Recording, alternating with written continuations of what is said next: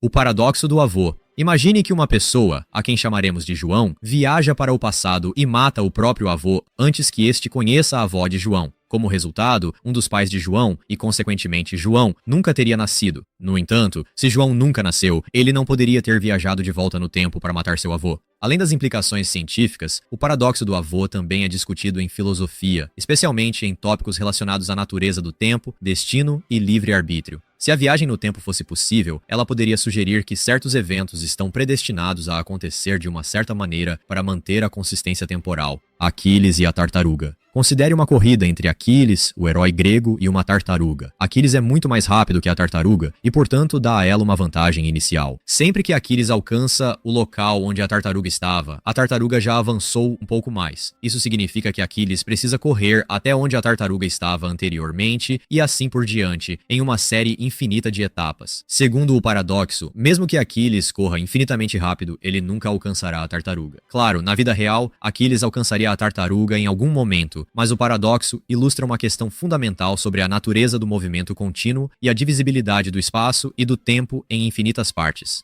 Navio de Teseu. Imagine que o navio de Teseu que retornou triunfante a Atenas é preservado e mantido em um museu. Com o passar do tempo, as partes do navio começam a se desgastar e são substituídas por novas peças de madeira. Este processo continua até que todas as partes originais do navio tenham sido substituídas por novas. A questão é a seguinte: o navio que resta após todas as substituições ainda é o mesmo navio de Teseu? Se não, em que ponto ele deixou de ser o navio de Teseu? Agora considere que todas as partes originais que foram substituídas são recolhidas e usadas para construir um novo navio. Este segundo navio, feito das peças originais, seria o verdadeiro navio de Teseu. A identidade do navio é determinada pela sua substância, as peças de madeira originais, ou pela sua forma e estrutura, o design e a função do navio. Quais critérios usamos para determinar a identidade de um objeto? Paradoxo de Fermi. Esse paradoxo destaca a contradição entre a alta probabilidade de existência de vida inteligente no universo, devido ao vasto número de estrelas e planetas potencialmente habitáveis, e a ausência de qualquer evidência ou contato confirmados com civilizações extraterrestres. Em outras palavras, se o universo é tão grande e antigo, onde estão todos os extraterrestres? O aparente tamanho e idade do universo sugerem que muitas civilizações extraterrestres tecnologicamente avançadas deveriam existir. No entanto, a ausência de tal evidência cria uma contradição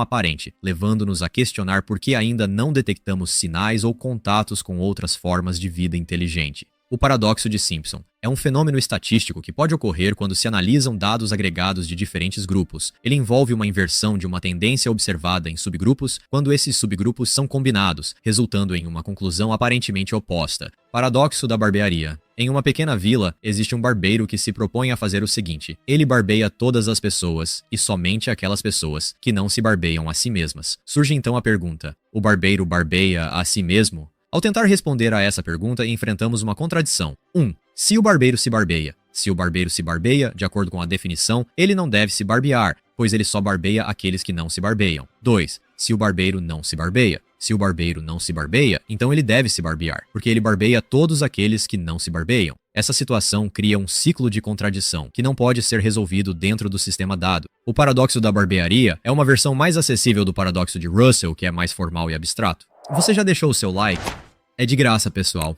Paradoxo da tolerância. Frequentemente associado ao filósofo Karl Popper, esse paradoxo diz que, para preservar uma sociedade verdadeiramente tolerante e aberta, é necessário ser intolerante com a intolerância. A ideia central é que se uma sociedade tolerante permitir que ideologias intolerantes e extremistas ganhem espaço e influência, essas ideologias podem eventualmente minar os próprios valores de tolerância e liberdade que a sociedade busca proteger. Ou seja, se tolerarmos ativamente pontos de vista intolerantes, podemos permitir que essas visões se espalhem e cresçam, ameaçando a própria base da tolerância e abertura. Portanto, o paradoxo da tolerância argumenta que uma sociedade verdadeiramente tolerante não pode ser tão aberta a ponto de tolerar ativamente ideologias que são intrinsecamente intolerantes, como o racismo, a supremacia branca, o sexismo, o antissemitismo ou qualquer forma de discriminação. Paradoxo dos gêmeos. Trata-se de um conceito fundamental da teoria da relatividade restrita de Albert Einstein. Ele surge quando consideramos os efeitos do tempo em relação a objetos em movimento próximo à velocidade da luz. Suponha que um dos gêmeos embarque em uma espaçonave e viaje a uma velocidade muito próxima à velocidade da luz em uma jornada interestelar. Enquanto isso, o outro gêmeo permanece na Terra. De acordo com a teoria da relatividade de Einstein, o tempo passa de forma diferente para o gêmeo viajante em comparação com o gêmeo estacionário devido à dilatação do tempo. Quando o gêmeo viajante retorna à Terra após sua jornada espacial, ele terá envelhecido menos do que o gêmeo que permaneceu na Terra. Este é o paradoxo. Embora ambos os gêmeos tenham envelhecido normalmente de acordo com suas próprias perspectivas, o gêmeo viajante parece ter envelhecido mais lentamente em comparação com o gêmeo estacionário, contrariando a intuição comum. Paradoxo de Pinóquio. O paradoxo surge quando Pinóquio diz: "Meu nariz vai crescer agora." Se ele está dizendo a verdade, então seu nariz deveria crescer, o que significa que ele estava mentindo. Mas se ele estava mentindo, então seu nariz deveria crescer, o que implica que ele estava dizendo a verdade. Isso cria uma contradição aparente, já que não importa se ele está dizendo a verdade ou mentindo. O resultado parece ser autocontraditório. Paradoxo do hedonismo, também conhecido como o paradoxo do prazer, é a ideia segundo a qual o prazer e a felicidade não podem ser obtidos diretamente, apenas indiretamente. Ao focar exclusivamente na busca do prazer imediato, a pessoa pode acabar se envolvendo em comportamentos de risco, excessos ou gratificação instantânea, que muitas vezes resultam em insatisfação, vazio emocional ou até mesmo sofrimento a longo prazo. Ao buscar atividades e objetivos que tragam significado e satisfação genuína, em vez de simplesmente buscar prazer, é mais provável que encontremos uma felicidade duradoura e satisfatória. Paradoxo da recuperação de serviços. É um fenômeno na área de serviços e satisfação do cliente que desafia a intuição comum sobre como os clientes percebem a qualidade do serviço após uma falha ou problema ocorrido durante a interação. Vamos imaginar que você reserva um quarto de hotel para uma viagem de negócios importante. Ao chegar ao hotel, você descobre que houve um erro na reserva e não há quartos disponíveis.